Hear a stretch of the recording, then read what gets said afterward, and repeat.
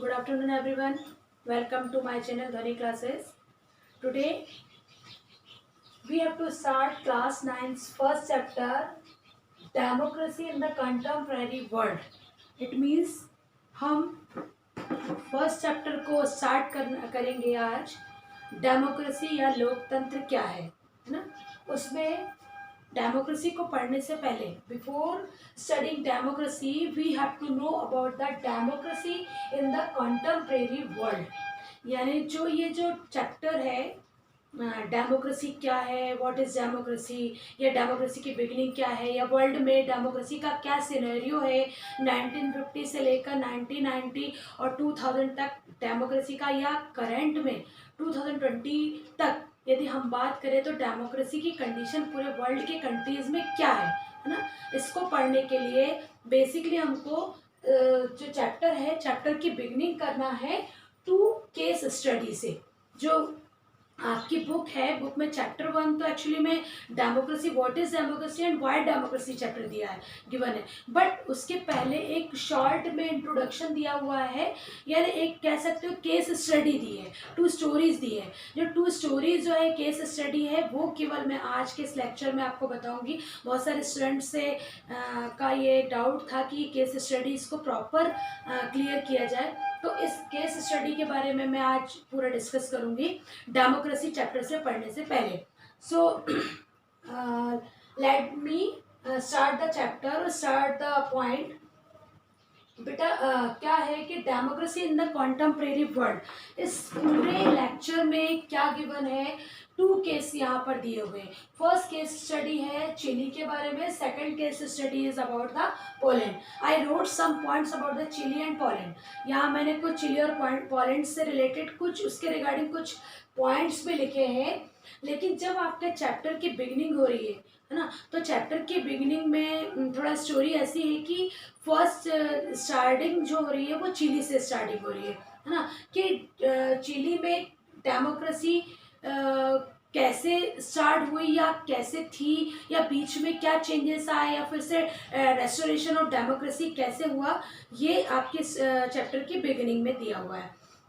तो ये जो डेमोक्रेसी इन चिली में जब इसकी चैप्टर की बिगिनिंग हो रही है तो एक शॉर्ट स्पीच दी हुई है, and that short speech was given by the Salvador Allende, है ना। एक नेम है प्रेसिडेंट के वहाँ का, चिली के प्रेसिडेंट का।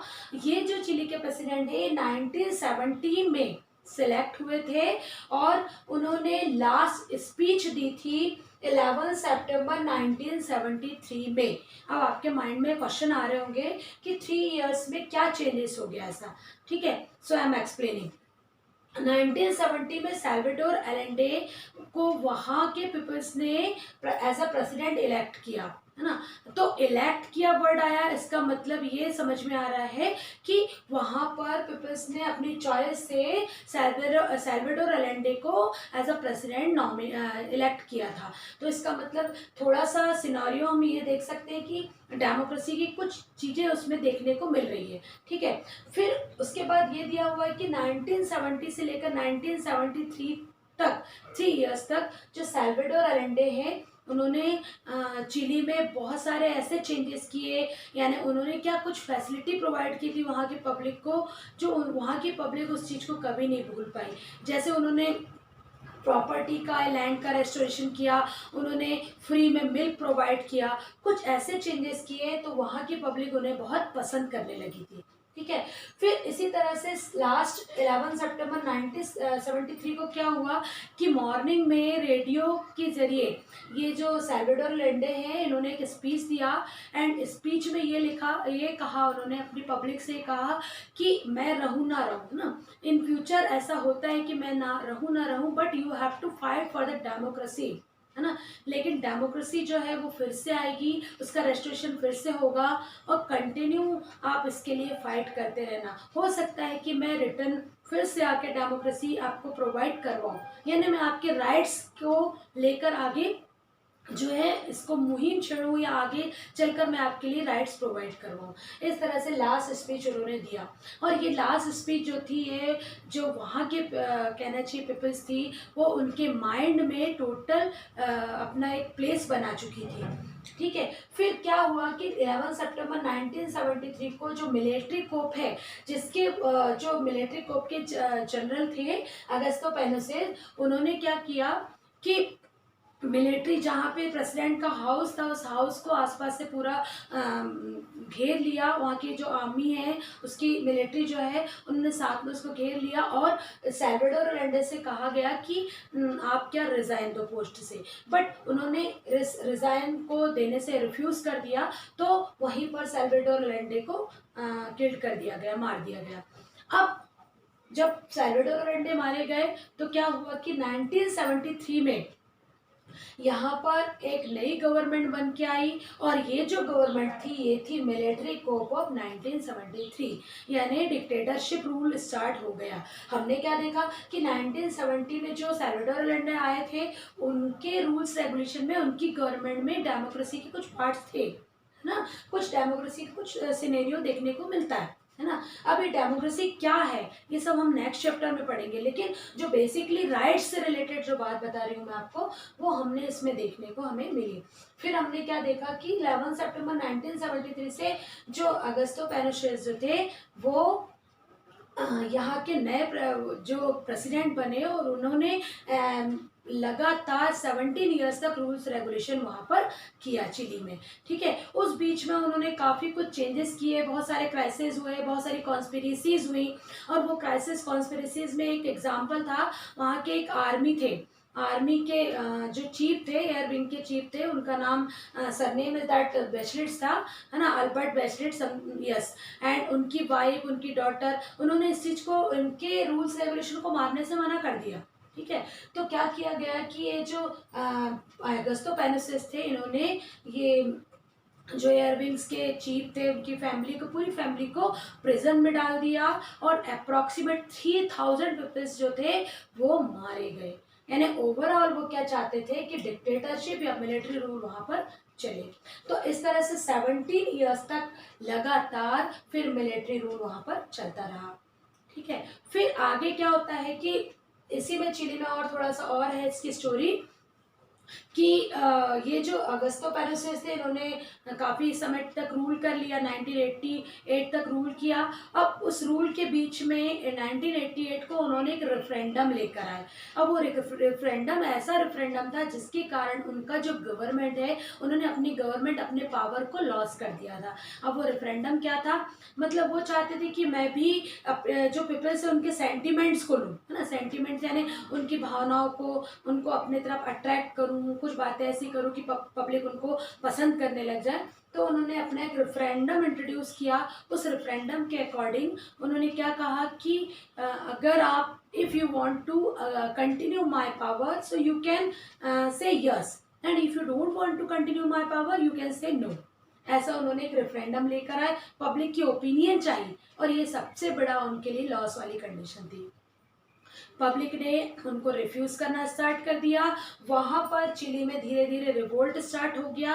और फाइनली आपको याद होगा, अभी जस्ट मैंने एक्सप्लेन किया था कि ये जो आर्मी के चीफ थे बैचलेट्स, उनकी डॉटर, उनको पूरी फैमिली को वहाँ पे प्रिजन में डाल दिया गया था। तो उनकी डॉटर एक बहुत बड़ी मेडिकल स्टूडेंट रही, उनका नाम था मिसेल बैचलेट्स, है ना। उन्होंने फिर कंटिन्यू स्ट्रगल चलता रहा, 1980 से 16 ईयर्स तक ये स्ट्रगल कंटिन्यू चलता रहा। 4 टाइम इलेक्शंस हुए प्रेसिडेंट के, बट फाइनली जो 2006 में मिसेल बैचलेट्स आई, वो बहुत ही अच्छी डेमोक्रेटिक प्रेसिडेंट साबित हुई। और क्यों, क्योंकि उन्होंने अपना बहुत सारा टाइम कहाँ स्पेंड किया था, प्रिजन में स्पेंड किया था। तो उन्होंने जो भी पब्लिक के लिए जो भी वर्क किया, उस वर्क से हम ये कह सकते हैं कि डेमोक्रेटिक फॉर्म या डेमोक्रेसी का रिस्टोरेशन चिली में हो गया। तो ये तो हो गई चिली की स्टोरी, है ना। Then we have to know about the story of Poland. हम ये सब स्टोरी क्यों पढ़ रहे हैं, क्योंकि हमारी जो कि बुक ही सिविक्स, ये जो सिविक्स की बुक है, ये बुक ही हमारे डेमोक्रेटिक से रिलेटेड, डेमोक्रेसी से रिलेटेड है। तो हमने जो चैप्टर की बिगिनिंग की है वो स्टोरी से की है ना। ये चिली की स्टोरी हो गई। Then we have to know about the Poland. अब शॉर्ट में मैं पोलैंड की स्टोरी और बता दूं आपको।